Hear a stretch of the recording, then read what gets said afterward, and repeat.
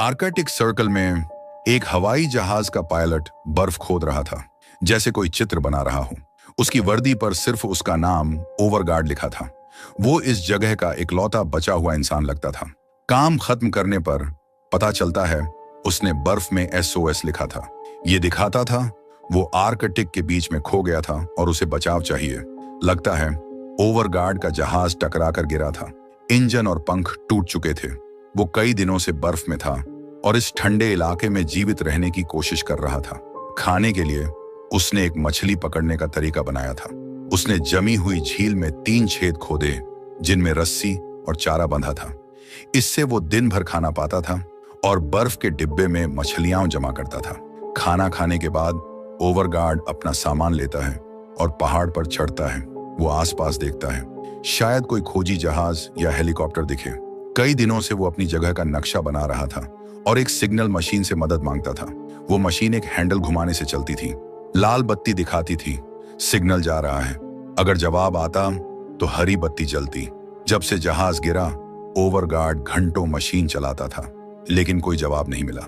रात होने पर ठंड बढ़ जाती थी। वो जहाज में लौटता और अगले दिन की लड़ाई के लिए ताकत जमा करता। अगली सुबह ओवरगार्ड फिर SOS लिखता है, लेकिन पहले वो एक छोटे पत्थरों के ढेर के पास जाता है। वहां वो किसी को अलविदा कहता है। लगता था वो पत्थर किसी साथी की कब्र थे जो शायद हादसे में मर गया। सम्मान देने के बाद वो फिर खोदने लगता है। वो पत्थर हटाता है ताकि SOS साफ दिखे। उसका मकसद था कोई पायलट ऊपर से उड़ते हुए उसे देख ले। फिर वो मछलियां देखने जाता है, लेकिन सारे हुक खाली थे। एक छेद के पास उसे बड़ा पंजा दिखता है, शायद बर्फ का शिकारी जानवर था। डरते हुए ओवरगार्ड जहाज में भागता है और तब तक अंदर बंद रहता है जब तक सुरक्षित न हो। खतरा टलने पर वो फिर पहाड़ पर चढ़ता है। वो सिग्नल भेजने की मशीन चलाता है, हरी बत्ती की उम्मीद में, लेकिन नतीजा वही रहता है।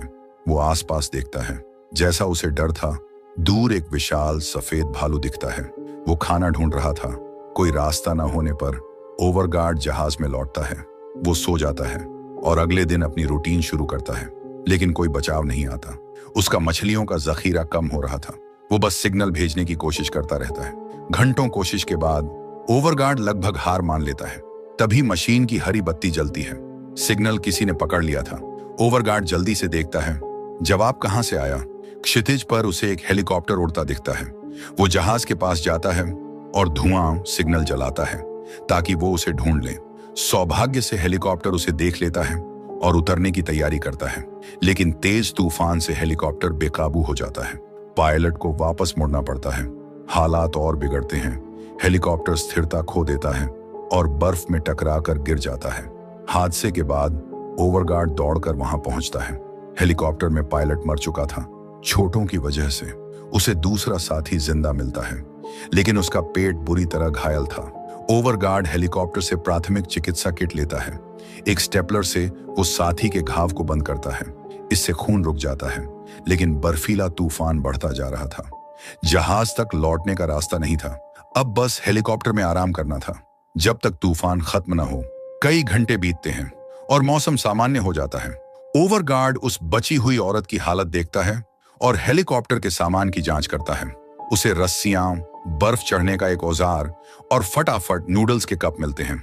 कई दिन मछली खाने के बाद वो तुरंत पानी गर्म करके नूडल्स खाता है, लेकिन उसे वक्त बर्बाद नहीं करना था। उसे जहाज पर लौटना था, इससे पहले कि और तूफान आए।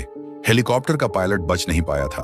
ओवरगार्ड उस औरत की चोटों का इलाज करने को तैयार था। वो जितना सामान ले सकता था लेता है।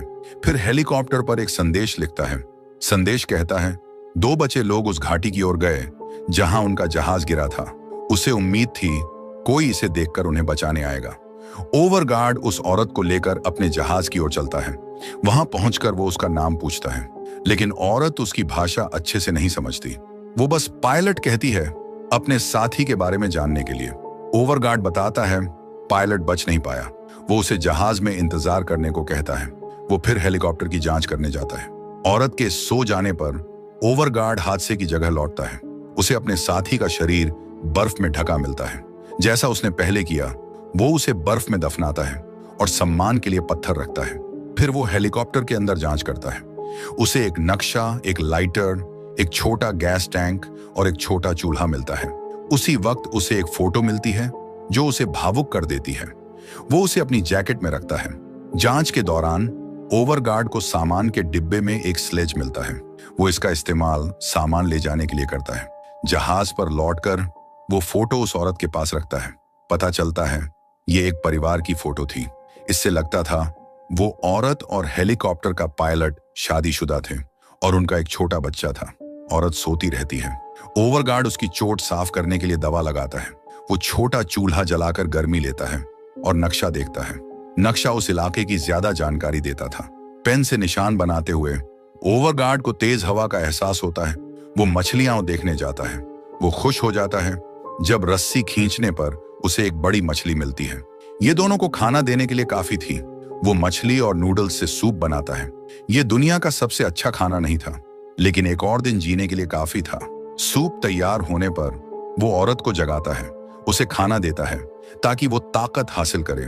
लेकिन अपने पति की मौत ने उसे भूख और ताकत से खाली कर दिया था।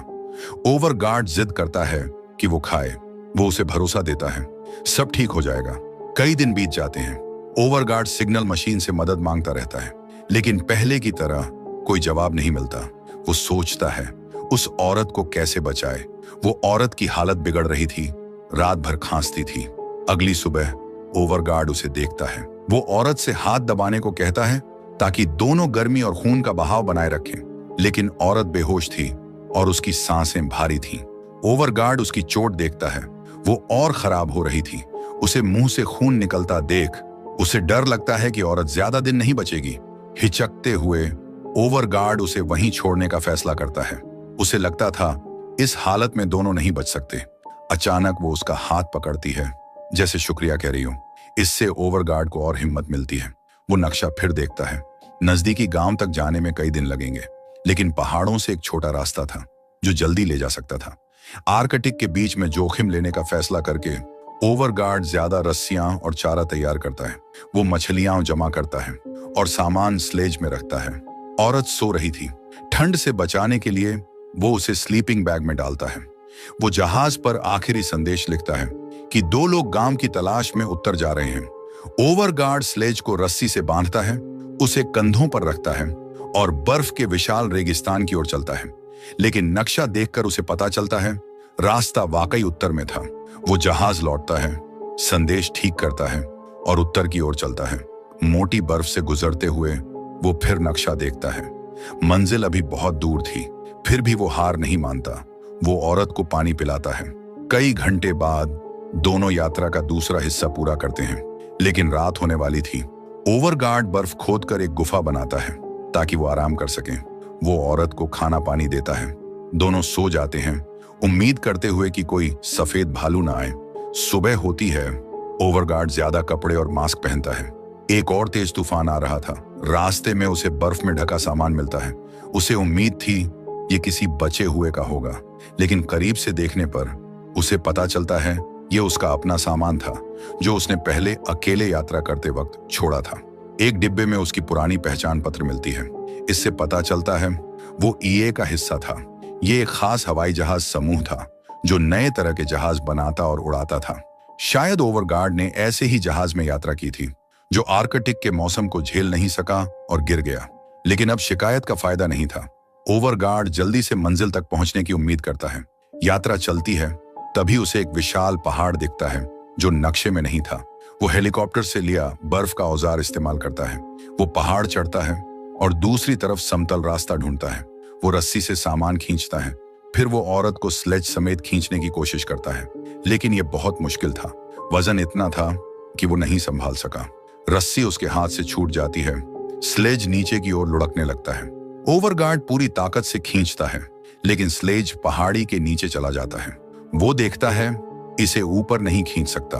उसे पहाड़ के चारों ओर लंबा रास्ता लेना पड़ता है। ओवरगार्ड यात्रा फिर शुरू करता है, लेकिन उसे फिर रुकना पड़ता है खाने और आराम के लिए। उसे चट्टानों के नीचे एक गुफा मिलती है। प्रवेश द्वार बर्फ से ढका था। वो अपने औजार से बर्फ हटाता है और रास्ता साफ करता है। अंदर वो गैस टैंक से बची मछली पकाता है। वो औरत को खाना खिलाने की कोशिश करता है, भले ही उसकी हालत खराब थी। रात होने वाली थी। दोनों बस सो सकते थे, लेकिन ओवरगार्ड को कुछ आने की आवाज सुनाई देती है। वो ध्यान से सुनता है और एक जंगली जानवर की दहाड़ सुनाई देती है। वो सावधानी से उठता है और बर्फ का औजार पकड़ता है। कुछ सेकंड बाद सब शांत हो जाता है। उसे लगता है जानवर चला गया, लेकिन औरत खांसने लगती है। इससे विशाल सफेद भालू फिर आकर्षित होता है। वो और जोर से दहाड़ता है। वो गुफा में घुसने की कोशिश करता है, लेकिन छेद छोटा था। फिर भी भालू बर्फ हटाता है और सिर अंदर डालता है। ओवरगार्ड चिल्लाता है और सिग्नल की आग जलाकर हवा में लहराता है। उसका तरीका काम करता है।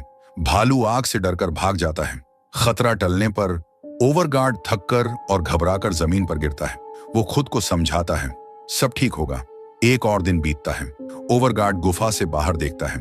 सौभाग्य से सफेद भालू का कोई निशान नहीं था, लेकिन जगह सुरक्षित नहीं थी। अगर भालू लौटा तो वो पिछले रात जितने खुशकिस्मत नहीं होंगे। ओवरगार्ड औरत को स्लेज पर रखकर खींचता है और कुछ मीटर आगे बढ़ता है। रास्ता जैसे खत्म ही नहीं होता था और बुरा एक तेज बर्फीला तूफान शुरू हो जाता है। इससे उसकी नजर कमजोर हो जाती है। उसे रुकना पड़ता है। आसपास कोई गुफा नहीं थी। आगे चलना उसे और थका देता। वो औरत के साथ स्लीपिंग बैग में घुस जाता है ताकि दोनों तंग जगह में गर्मी पा सकें। इस मुश्किल हालत में घंटे धीरे धीरे बीतते हैं।